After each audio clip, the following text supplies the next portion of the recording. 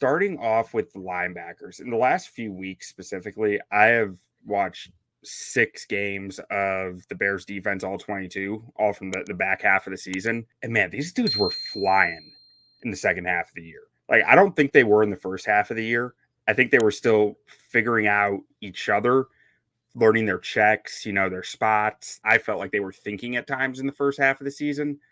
But then in the second half, I mean, Montez Sweat obviously helped, but I feel like their familiarity in the defense and the scheme changes that they brought in with Eberflus doing a lot more cover 3, cover 1, cover 3 blitzes really kind of helped them get in a groove. And man, TJ Edwards flat out might be the best player on this defense.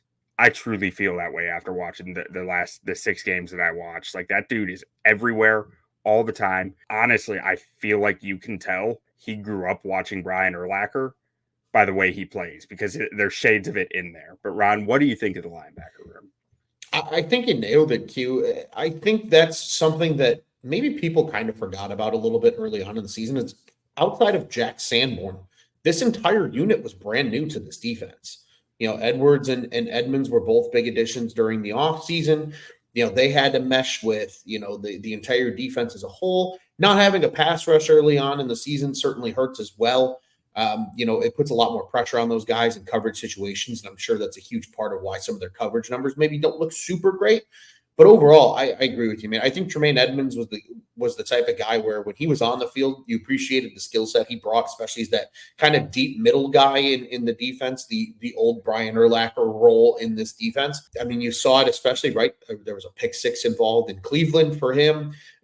They were humming, they were flying around. But I agree with you. My favorite player probably to watch on this defense is TJ Edwards, and just because he plays a lot. You mentioned Urlacher. I think in the same breath, he plays a lot like Briggs too. Just kind of that downhill nature. He's not asked to do as much in the coverage. He's more of a short zone to flat kind of guy versus that deep middle guy. But at the end of the day, man, he was making plays, and he earned every bit of that contract. I think he outplayed that contract, if we're being brutally honest.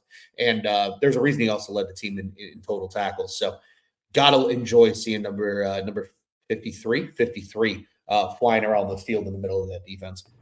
Yeah, and with Edmonds, you look at his numbers here, his coverage numbers don't look very good, but I truly felt like they were better than that. And I think part of it truly is he's just so tall and so long. He covers stuff up inherently. Mm-hmm. And I believe PFF grades coverage. They only grade coverage reps where the player was targeted.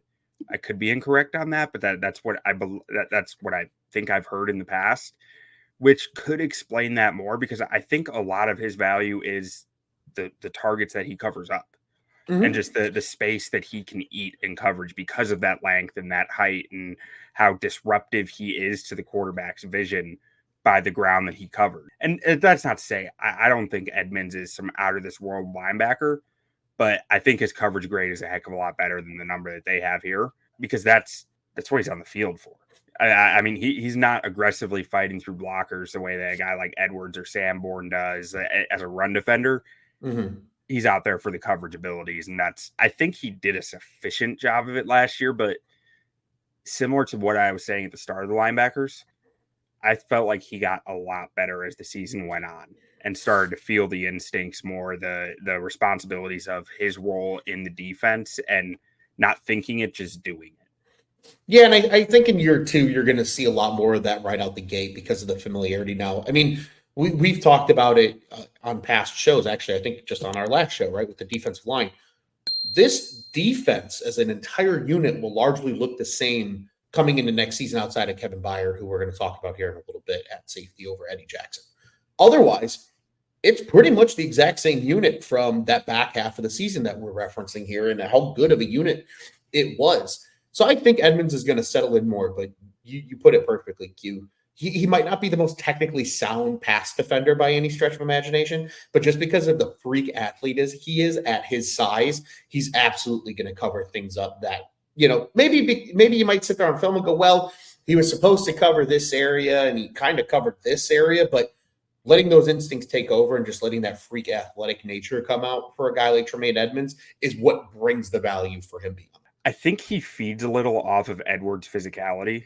Like I felt like there were points where it was like Edwards would start popping people, and you'd see Edmonds pop people, and it was kind of like I almost wonder if Edwards is kind of the rally guy for this defense of like, okay, he brings the energy, so we got to bring the energy. Him and like maybe a DeMarcus Walker, like those two, I feel Yeah. like are always bringing the energy and always kind of leading the charge.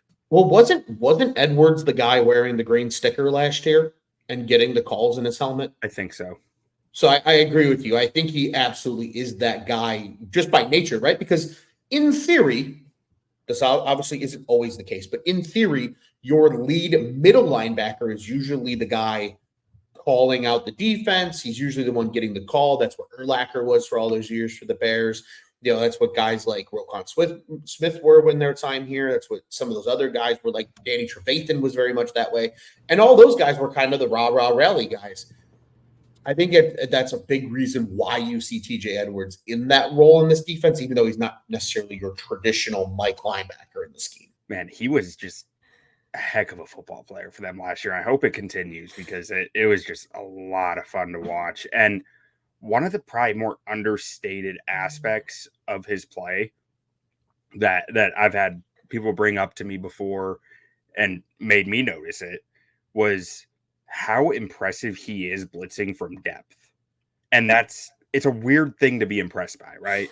Yeah, I think it's largely a if you appreciate the really nitty-gritty of football, that's something you can appreciate. But I think the casual fan sometimes that just goes unnoticed. Right. But I didn't mean to cut you off. Please continue. Oh yeah. Well, I was just gonna say, like, a lot of times you're sitting there going when you watch a linebacker blitzing, it's like just mug them up on the A gap, right? Like Mhm. just be right up on the line so they can get right into the blitz.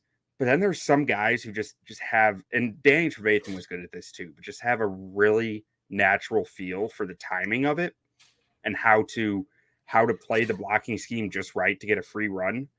And that's something that TJ Edwards does from depth really nicely. That not it's not a given that you're good at that. Like a lot of linebackers, you just want up on the line and saying, okay, you're going, and we're playing a numbers game with the pass protection, right? We're just Yeah. saying we're bringing 6, you got 5, let's go.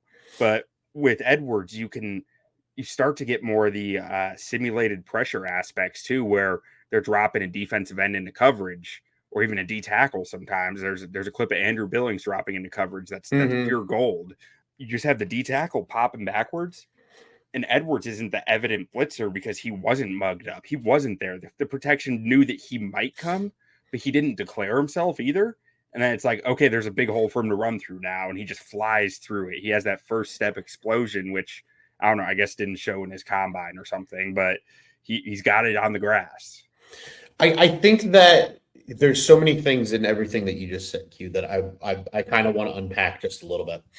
First, that quick step. Some of that's just game speed, right? Sometimes you can't just simulate that in combine without pads on, without just your instincts taking over. Sometimes that's just an innate part of being on the field. And I agree. I think Edwards does that better than most linebackers in the league. But I think the reason why that's such a unique skill set to have as a linebacker, because most people think, okay, linebackers are instinctual players, as are most defensive players. Like they have a responsibility, and that's their level of thinking that they need to do. But there's very few guys in the league that can take it to the next step. And that next step is largely understanding the offense, right? Mm-hmm. And in Edwards' case, right, as an former offensive lineman, it's just understanding where the slide is going. Once you see where the slide's going and understand what the lineman's kind of vision and what they're thinking, that's when you can time up those blitzes from depth and get those free runs. Because in most cases, right, depending on where the play is going, whatever, there's usually what we call a lock side and a slide side. And it varies, right? It can start at the right guard and maybe just one player's locked, or it might start at the center and two guys are locked. It all just depends on the defensive scheme. But let's say you have Edwards here to your weak side and you got a 1 and you got a 3, and he's going to come from depth. Well, if he's able to tell and say, oh, I can see where they're going, the left tackle is going to be locked. And this is split second thinking that he's got to do because it's after the play. He probably doesn't know the calls. Maybe over the course of a game, you start to hear the the line call things out. You can kind of pick up on some of that. But he's like, ooh, okay, I see the left tackle locked up here on the end. And I see that left guard flying hard to give help on the one because the center has got to push to him and look to that 3 technique, especially once late in the season when Sweat and Dexter were working that 3 and N combo on that other side, and you want that extra guy to watch for the stunt. That's when TJ Edwards lets that instinct and that ability to read the offensive line kick in. And as soon as that left guard takes his eyeballs off of Edwards, that's when he times it up. And then by the time he can try to get back to him, it's too late. He's got that free rush at the quarterback.